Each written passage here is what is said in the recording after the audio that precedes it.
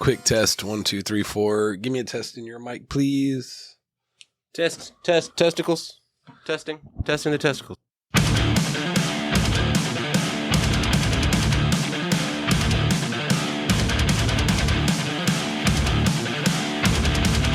Not no gay fish, Tommy. Okay? I just like fish sticks. Okay? Voice of a generation. Legend. Not a gay fish. Interesting. Just want you to know that. I appreciate that. Now we can get started. All right, let's get started. Everybody. Go ahead. Sorry. Welcome to Open Mic Night with Lucas and Tommy. Hello. Calling it Open Mic Night WLT. That's right. What's WLT? With Lucas and Tommy. Oh, nice. I like what you did there. Right? See how we did that? That's snazzy. You're clever. I practice. That's why you're here. In front of a mirror. Oh, okay. Cool. It's a broken mirror. But how's it going, my friend? It's going okay. It's weird because last time I recorded, which was 2 weeks ago, I was under the weather.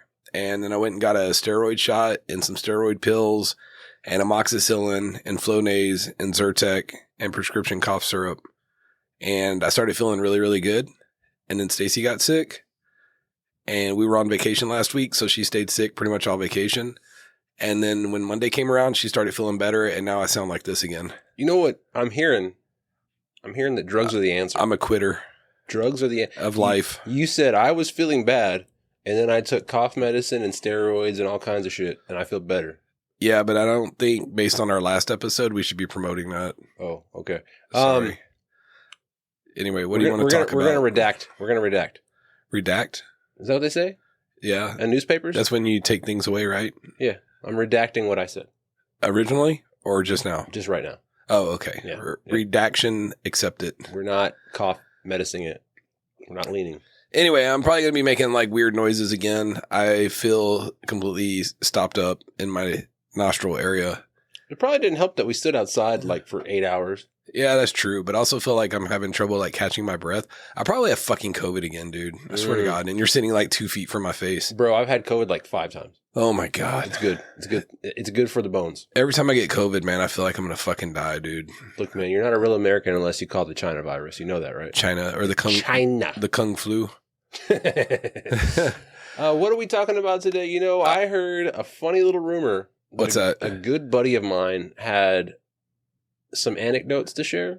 I believe it is a story about the kind of people that you should be associating with. Oh, yeah. And also something about aliens.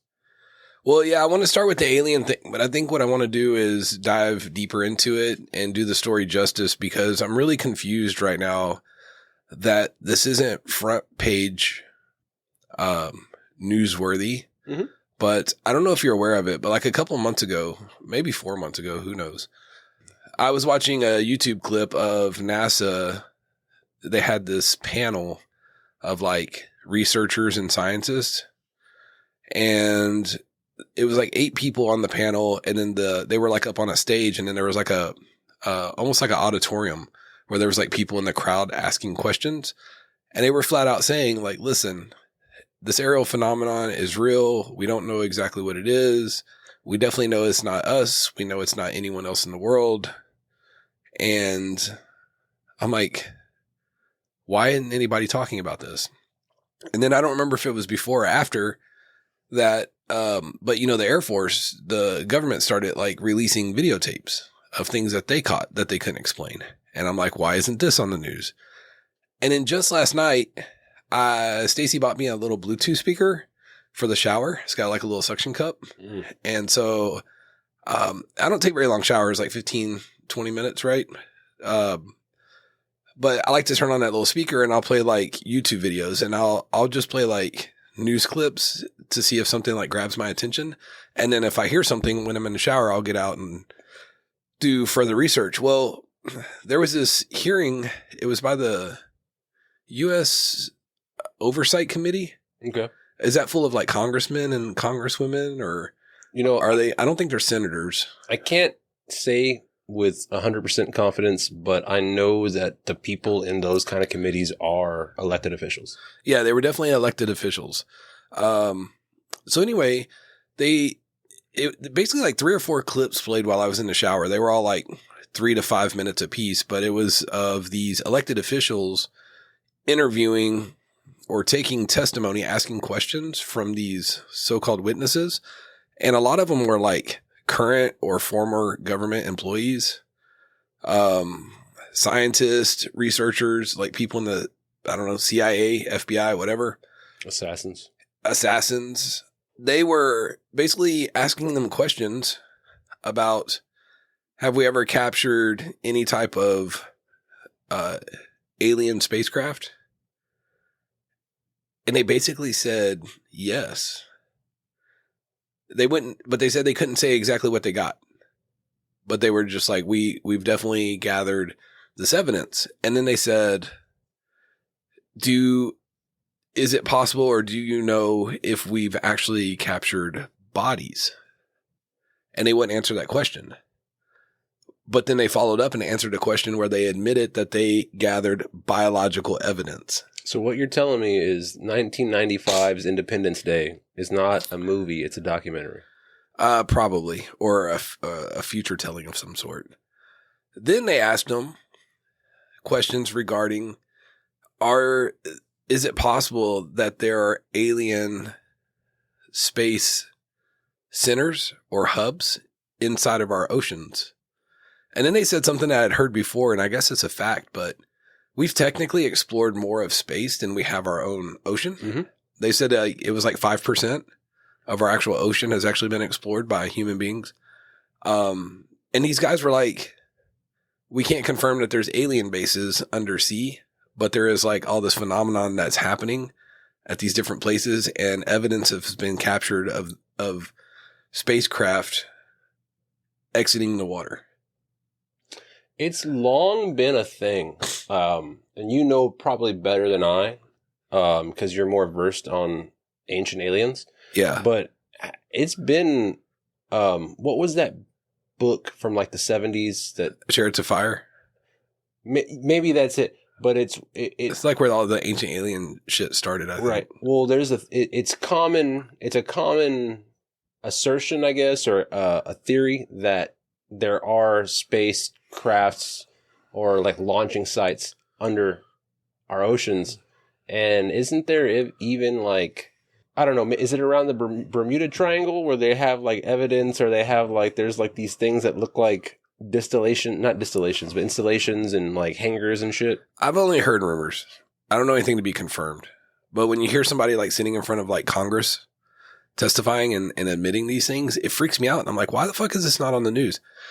And here's another thing. Like even Trump, Joe Rogan asked Trump on his podcast, like, do we have alien spacecraft? Do you believe in aliens and stuff like that? And Trump was like, no, I don't think so. But he wasn't even for sure. So it's like possibly above his pay grade, just like in Independence Day, right? Where the president's like, what the hell is this? Right. Yeah. Here's another thing. They said that they've actually had these encounters, and they've actually been able to document and like record these instances officially on an official capacity. And they were saying that the human body can withstand about 9 Gs before it suffers biological effects. Mm-hmm. Our best aircraft, which I think they said was the F-16, can go like somewhere between 20 and 30 Gs. So it can actually do twice of what the actual human body can withstand. They said that these phenomenon have been calculated to move around at anywhere from 1,000 to 2,000 Gs. What? What would that do to a human body? I assume you would just melt explode. Into your chair, like turn into pudding. You'd probably just like come apart. So anyway, I want to do some more in-depth research into this hearing. I am thinking about putting together a possible Fun Time Horror Show revolving around it. I think that's like right up the Fun Time Horror Show alley. Yes. But that's not really what we're here to talk about. That is what we call in the biz as my opening. I don't know. What we call in the biz as fluff. Yeah, that's we just fluffed up the audience. Well, let's before we move on, let's Can I clear my nose first? Yeah. Okay, we'll be right back after these messages. The Kool-Aid Kids in Old Japan rode rickshaws everywhere. But when the kids sat down to eat, they sure did miss their favorite treat. Kool-Aid, Kool-Aid, tastes great. Wish we had some, can't wait. A story man who heard the kids then clapped his hands and said, Hi, Kool-Aid keeps me very wise. Stand by, please, for big surprise. Kool-Aid, Kool-Aid, so great. Once you tried it, no can wait. Honorable Kool-Aid, most refreshing, much loved by whole family. Father, mother, Japanese boy, Japanese girl, a package make 2 full quarts, cost only 20 yen, just 5 cents, with lots of ice, so nice. the Kool-Aid kids are off again to visit other lands. Be sure to join them when they do. Join them in some Kool-Aid too. Kool-Aid, Kool-Aid, so great. Once you tried it, no can wait. So what'd you think of that, Lucas? I feel like I want to go to Japan. Oh, okay. No, that makes sense. All right. So let's get down to business. Serious topic. What is that topic again? Before we do that, I wanted to touch on the alien thing just a little bit more. Oh, okay. What you got? Well, so I share your dismay that there is not bigger news. But I wonder what the, not what the point, but I wonder why release it now. I think maybe we're so caught up in all the other shit going on that now's a good time. Because like our government does that. Like whenever there's a big like event happening, we'll be like, oh, by the way, we charge you guys like, 3% more in taxes. Right. And it'll be on C-SPAN, but everyone's like, oh my God, something blew up or there's a war over there, right? So I just, part of it is like, I think why it's not being talked about on a bigger scale is because it's kind of what the government does is like, here's this information if you're paying attention, but not really. Yeah, and they like bury it in the back of YouTube somewhere. Yeah. And then And just because of my weird ass search history algorithm, I was able to find it on my feed because I would have never known it. It popped up randomly. So I don't know, man. well, on top of that, so let's just, are you familiar with the zoo theory? No. Okay, so I am not a aficionado on UFO happenings and goings on. I thought you were going to say, I also am not familiar with the theory, so let's move on. That would be great. But I do know that one of the theories that floats around about why extraterrestrials have not made contact with us is because we're so uncivilized that we are like, they like to pass through, like we only ever see them is because to the extraterrestrials, we're kind of like going to the zoo. Like, oh, let's go see what the monkeys, the humans are doing. Let's go see what the apes are doing, And so they don't view us as advanced enough or, advanced enough to interact with, but we're entertainment for them. Well, one of the things they said was concerning was that there's an overabundance of these sightings and phenomenon being documented around things like nuclear plants. That would make sense. Nuclear weapons. And I think one theory is the ancient alien theory is that we're basically their creation. Like in the Bible, they say, they were made from the earth and made in the image of God and stuff like that. And well, it goes back to the Sumerians. Sure. And the ancient alien theory is that when we were made in God's image, we were actually derived from alien DNA, put here as a slave race to mine the Earth's resources. You're talking about the Anunnaki. Yeah, that's part of it. Yeah. So part of me is like, maybe they're waiting at these nuclear places to intercept, to keep us from destroying their creation. That makes sense. Another thing is to study to see what our capabilities are. And so they're basically, it's almost like spying on your enemies to see what they have before an attack, which is horrifying to me. Or even more terrifying. What if one day they decide if we were made from them and belong to them at some point, when are they going to show back up to reclaim their property? All terrifying. But let's get on to a serious topic, man. Not that that's not serious. Well, let's talk about, your tax returns for this year. What was your saying yesterday that you told me? Nothing.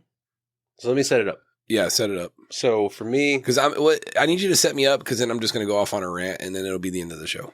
so our conversations. So Tommy's my coach, guys. Tommy's my coach. I'm not going to give all the information, but we're in a similar role, and he is more experienced in it. And so I lean on him a lot for advice and tips on how to do what I do, how to do what we do. Are we talking about pleasuring women? Oh, is that what they're called? Go ahead, dude. Sorry.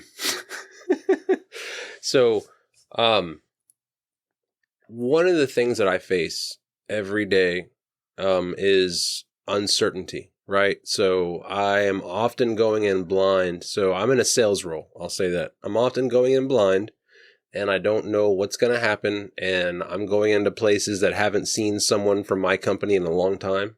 And I'm fighting from a deficit pretty much. And sometimes it's really hard. Like I'm sitting there in the parking lot, and I'm like, man, I already know I'm going to get told to leave. And I start thinking about all these negative things because,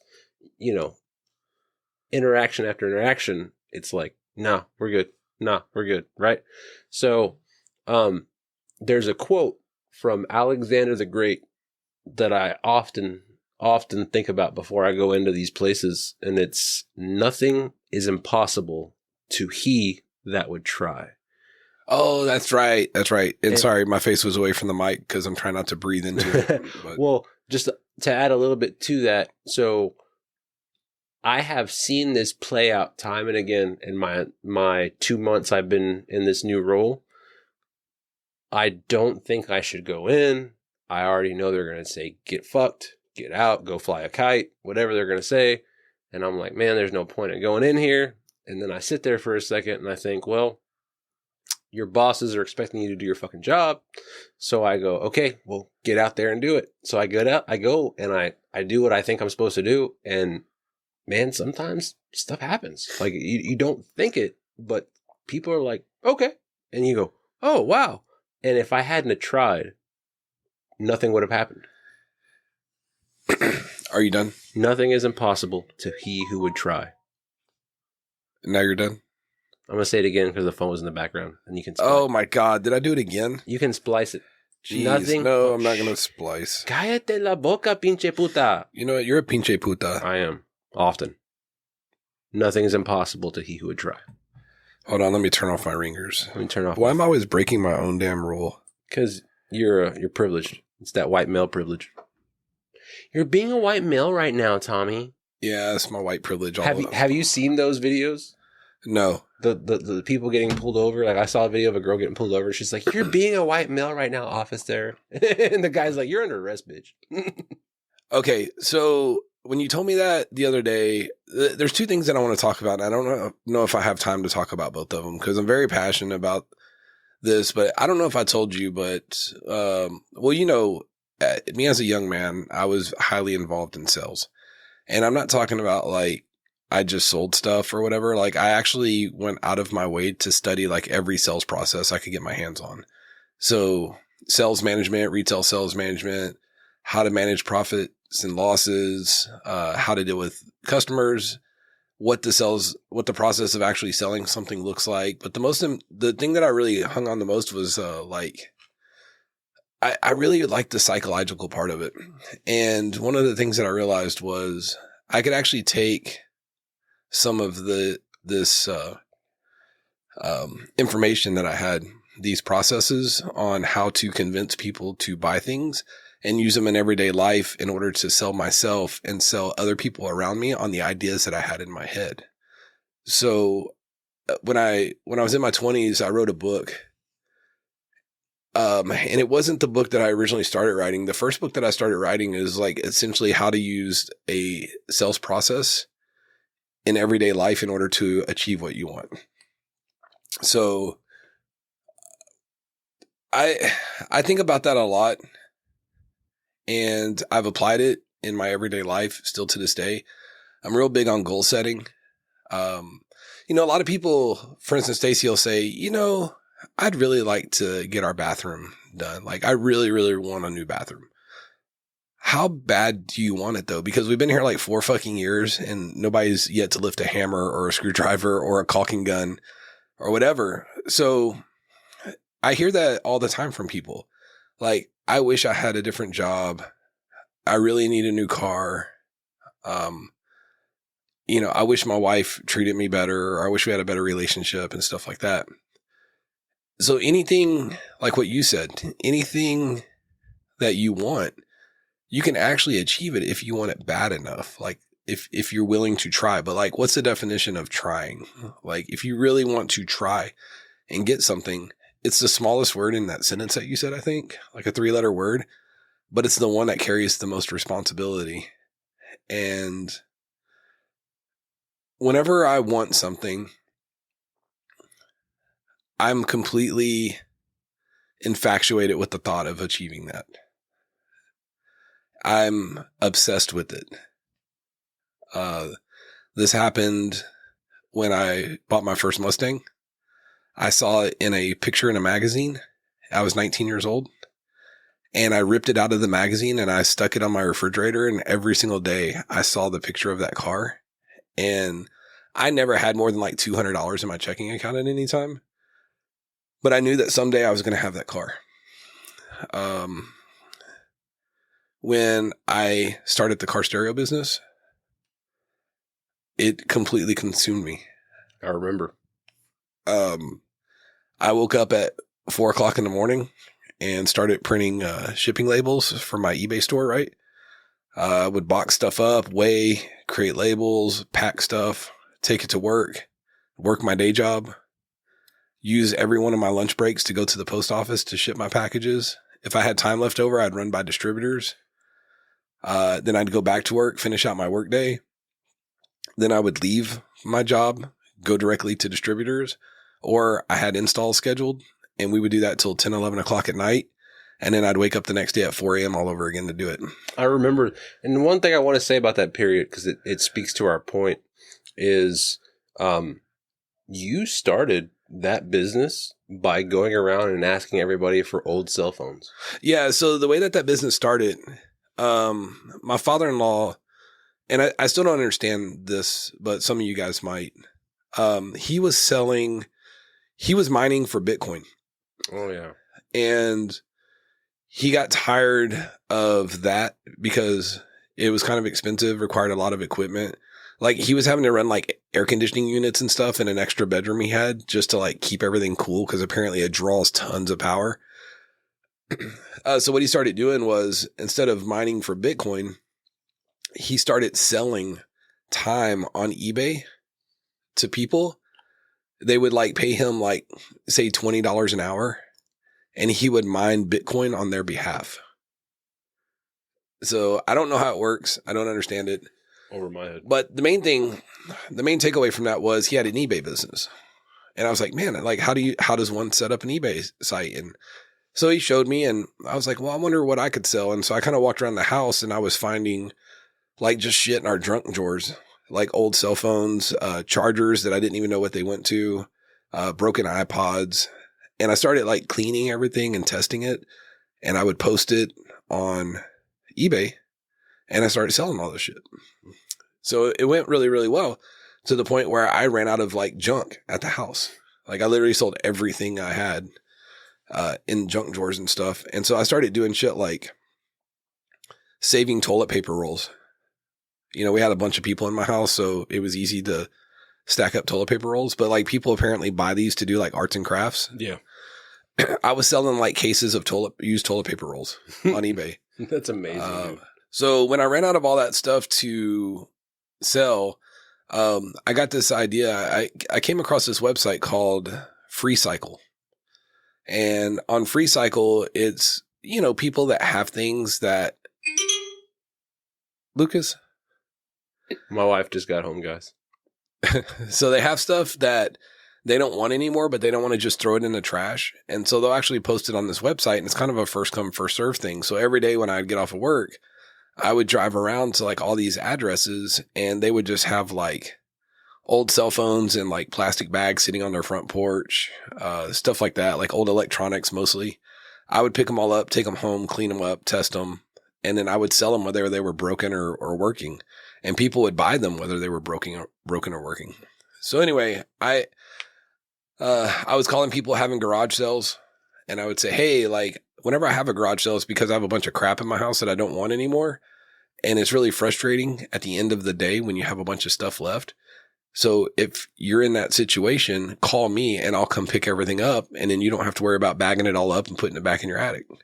And so I would literally show up at these people's garage sales at the end of the day and pick up fucking clothes, tools, whatever they had. And I would just load up my truck full of free shit. I'd take it home and sell it all on eBay. So that's how it all started. I ended up getting, in just a couple months of selling junk, I basically had about $1,500 saved up. Just selling like literally junk. And I was like, man, I'm doing really good on this eBay thing. I wonder if I had an actual product line. And Stacy's like, well, what are you good at? What do you know how to do? And I was like, well, I know machining, but I can't afford $200,000 for a machine. And I know car stereos. And so I had a friend that was in the business. I talked to him. He introduced me to a couple of distributors, and I basically just started buying accessories, like stuff that costs like $1 or $2. I remember that. And that's how it started. And when I sold all that stuff, I took all that money and I went and bought more stuff. And then I took all that money and went and bought more stuff. Before long, our entire kitchen was full of boxes. So we turned an extra bedroom into an actual storefront. I put up pegboard and I had speakers on display and stuff. And like literally people are like knocking on my front door. Like, yeah, I heard that you have car stereo stuff. And I'm like, yeah, come inside. And we do a consultation. Really? And I would go around and I'd pick everything that they need. And I'd create like an invoice for them. Once we got all the equipment and stuff, I actually taught my kids who were all in high school at the time, middle school and high school, how to do installs. And so while I'm in there talking with customers in my extra bedroom, they're out in the garage doing all the installs. And then I was paying them accordingly. And then that led to us getting a spot at the flea market. And that led us to 2 spots at the flea market.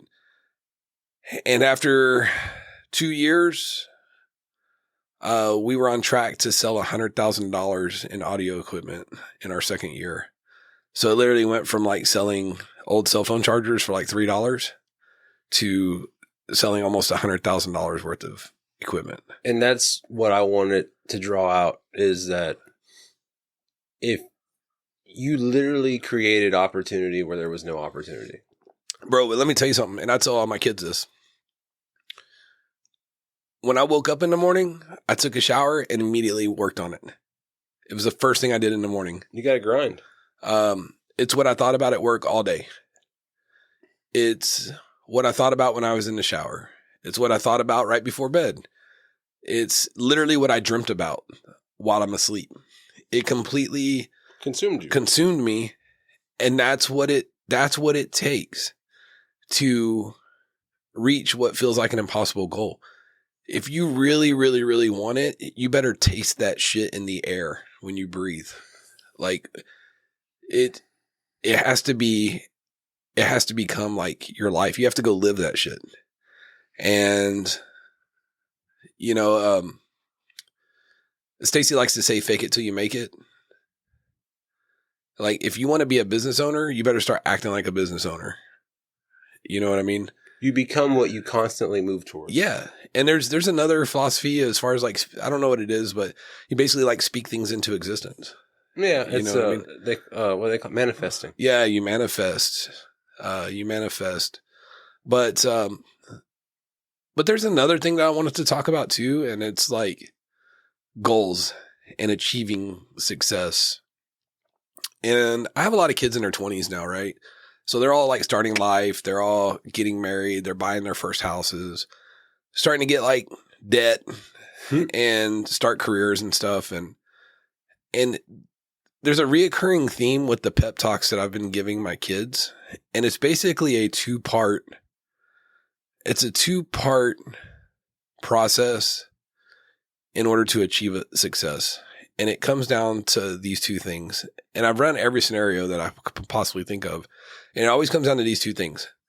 You have to put in a maximum amount of effort over an extended period of time. So very rarely is anything going to happen for you. For instance, where we work, You have people that have been doing the same job for 15, 20 years. Mm-hmm. And they're really pissed off at us because you and I both got an opportunity to be promoted to a different, higher paying position, right? And like these were people that we considered friends. But I think you've noticed in the last couple months, things don't feel the same, right? Like the relationships feel different. Lots of jealousy. It's from a place of jealousy. And those people have maybe been doing the job longer than us. But here's the deal. They've put in the time, but they don't give any effort. They don't do anything extra that sets them apart. They do just what they need to do to get through the day, and then they clock out and they go home. Right? But then you have like people like my kids, some of my kids. They start a job and, they'll be telling me, Dad, man, this job's bullshit. I think I'm going to quit. I'm going to find something new. I'm like, why? And they're like, well, there's no opportunity here. Like I work my ass off. I don't ever call in. Everybody else calls in. I don't take long lunches. Everybody else takes long lunches. Everyone goes home early. Everybody comes in late. Like I'm the only one that does anything. I'm like, yeah. So what you're telling me is that you're putting in the effort. But dude, you just started there like 4 months ago. You don't have the time. Do you understand what I'm saying? I understand exactly what you're saying. And I can't think of anything worthwhile. Every once in a while, some shit will fall in your lap. You have to put in the work. Some shit will fall in your lap.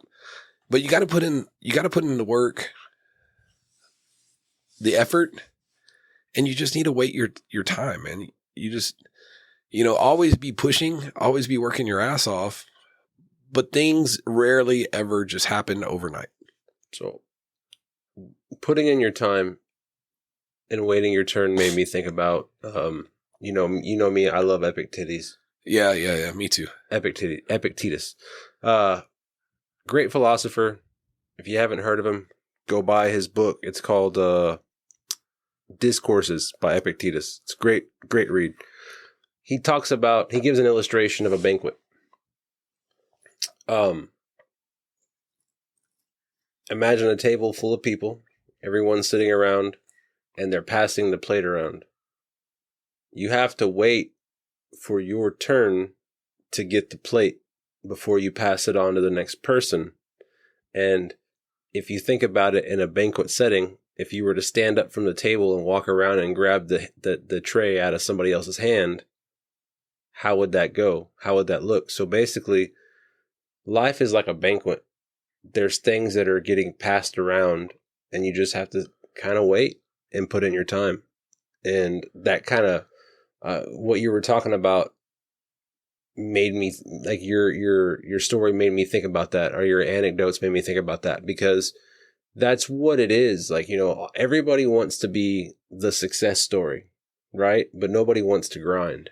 And a lot of times success is just consistency and patience. Yeah, I would agree with that. And there was something that you just said that reminded me of something. What the fuck was it? Obama? No, it wasn't Obama this time. We were talking about like passing stuff around. What the hell is banquet analogy?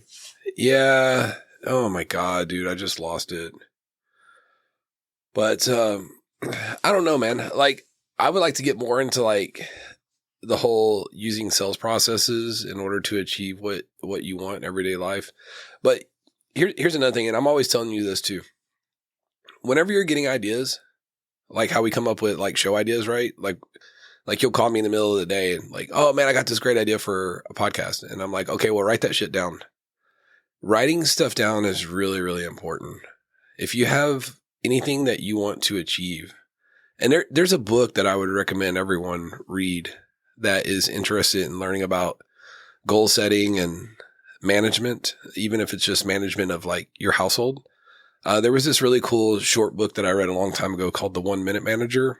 And I know for a fact you can find a free PDF download of it online because I used to have one. But it talks about goal setting.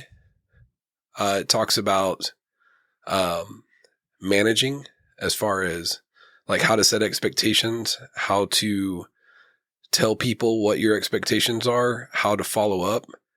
And then once you follow up, what's the proper way to either reprimand if what you asked isn't completed, or how to,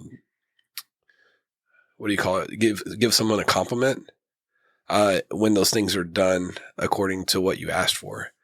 And dude, I'm telling you, man, if you read this book, you're going to see a lot of correlations with not only being like a salesperson, but being a husband, being a father, being a mom, managing a household, how to communicate with people like your husband, your wife, your kids. It's a really cool book, man.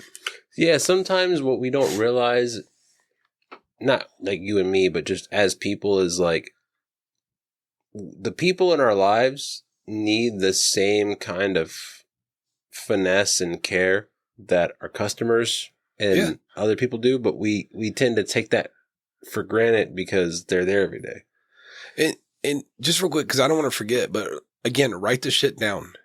Anything that you want to achieve, write it down. According to the 1 Minute Manager, you should write down your goals. It should take you less than 1 minute to read those goals. So it needs to be very like clear and concise, like very direct. And another thing that you need to do too is come up with a mission statement. Like, what is the purpose? What's the reason why you want to achieve this certain thing in your life? Create a mission statement for yourself. Like it's one thing to like say, oh man, I really want a brand new car. Okay, but why? Like, what's the purpose? What's the meaning behind it? What does it mean to you in your life to go get that new vehicle or to find a new job or, you know, something else?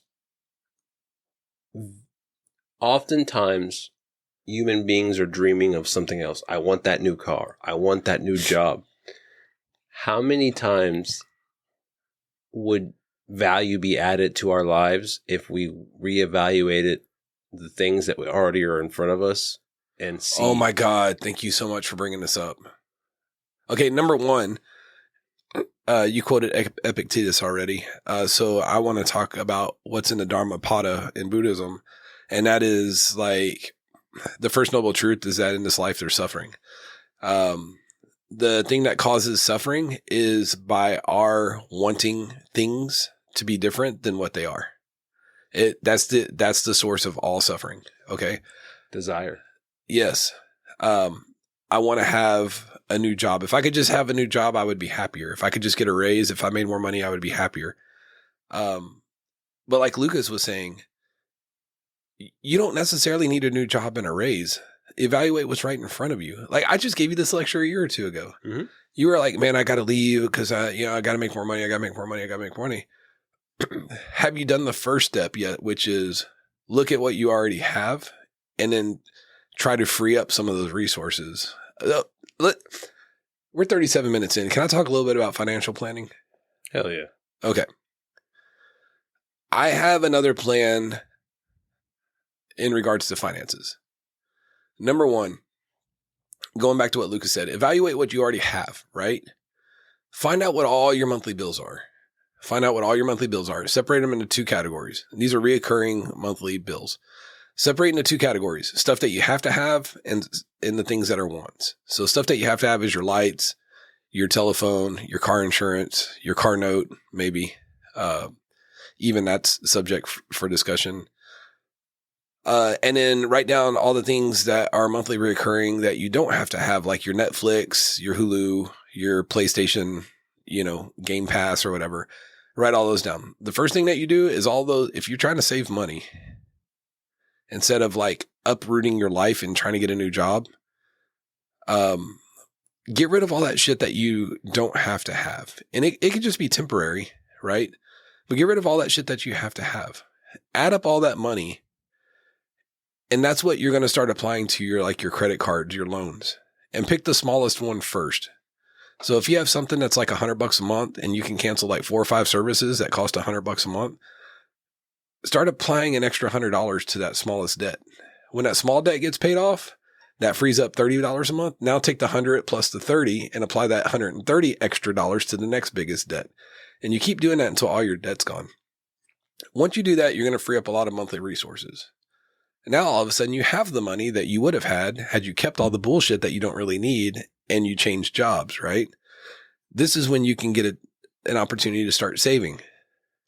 And the way that I do it is I take 80% of my savings and I actually put it into savings that I don't touch. I take 20% of my savings and I put it into my play account. That's the money that I use whenever I want something. So if I want a new video game that's $60 and I look at my Play account and I only have $45, guess what I'm doing? I'm fucking waiting. I thought you were going to put $15 in your savings account. No. So what I'm going to do is I'm going to wait until my Play account hits $60. Now I can guilt-free go and buy that. All while not touching my checking account or touching my savings account. So there's still a way to get the things that you want. It's just you have to be patient and wait sometimes. Once you get to a certain level of cash savings, what you can start doing then is taking most of that and leaving it in cash savings, but then you could take a small portion of that and start putting in investments like stocks, like start an E-Trade account or something like that. Acorns. Now you've got that money growing and invest in dividend stocks, like stuff that's going to pay you every, say, quarter for just owning stock. So now your money's making money. Once you get to a large sum of cash savings, say like over $10,000, transfer that over into a high yield savings account. Now that money's sitting there making a ton of money. Anyway, the whole idea is figure out ways to put your money in places that's making you money even when you're not awake. And that's kind of like where I'm at in my life right now. You're doing great. Like you really could coach people. I appreciate it. And I'll tell you, once my cash savings, once that high yield interest savings accounts gets to a certain limit, you're going to adopt me. I'm going to start looking at things like real estate. Every single person that I hear speak who's a millionaire has real estate. It all came from real estate. Yeah. Buying and selling a property. Very rarely are you going to start a machine shop and become a multimillionaire. Like, you can make a really good living, but very rarely are you going to be like filthy rich. Everyone that came from nothing that is now filthy rich has some form of real estate. It seems to be the trend, or works for the Mexican cartel. I've been working for the Mexican cartel for years.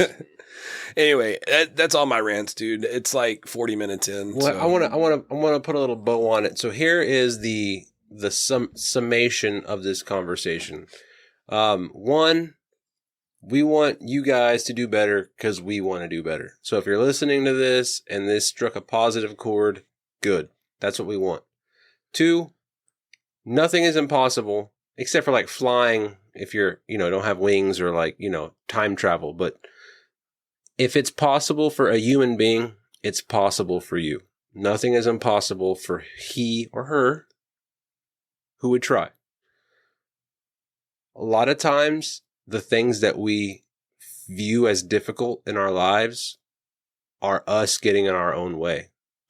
Take a step back and evaluate what you already have and how you can make the most of it. Think about it like a car. You got an old beater, but if you just wash it, change the brakes, change the oil, it'll look a little bit nicer. Sure, it's not what you want, but it's better than what you had. I like it. And with that, I've got nothing. I want to tell you to protect your booty, and Tommy loves you. I don't, but Tommy loves you. All right, guys and gals, we'll see you next time. We hope you enjoyed this episode, and truly, I truly hope that you found some type of value. If you did, tell us what your favorite part was, or tell us your success stories. You can send it to what was our email address? Is openmicnightpodcast@yahoo.com. openmicnightpodcast@yahoo.com. And if you want to hear some really fucked up shit, check out our other podcast, Fun Time Horror Show. It's all separate words. It's about Moida. Yeah, it's about murder and rapes and alien abductions and drunk driving